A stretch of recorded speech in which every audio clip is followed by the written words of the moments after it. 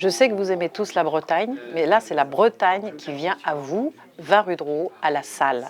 Ici, c'est vrai, c'est quand même une Mecque et qu'aujourd'hui, cette vente de bijoux et d'horlogerie est quand même susceptible d'intéresser beaucoup de personnes qui sont dans les rues de Drouot. Et ensuite, exposer, c'est très bien, rue de Raux, mais après, vendre à Rennes, c'est quand même mieux. Passer un week-end à Rennes en même temps et profiter des paysages et des bons restaurants de Rennes.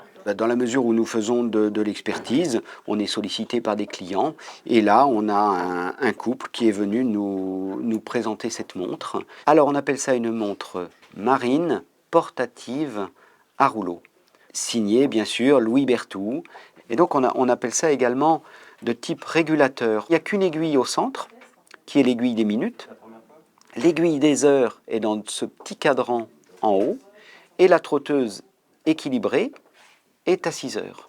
Louis Berthoud, son obsession, c'est de miniaturiser cet objet très important pour les marins, qui est le calcul de la longitude.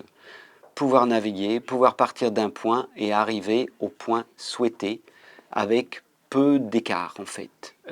Les Anglais ont trouvé le moyen de calculer la longitude les premiers, en 1761. Les Français, par Pierre Leroy, vont en 1766 aussi faire un progrès considérable, mais ça restait des objets un peu non portables. Donc il fallait charger ça sur les bateaux, ça souffrait. Et Louis Berthoud, lui, il a l'idée de vraiment miniaturiser. Et il va être le premier. On peut aller à bord du bateau, calculer la longitude, mais autrement, sortir du bateau et mettre ça dans sa poche. Tout est d'origine, là on est sûr, le cadran est signé dans le contre-émail à l'arrière, Vincent, qui a travaillé aussi pour Abraham Louis Breguet.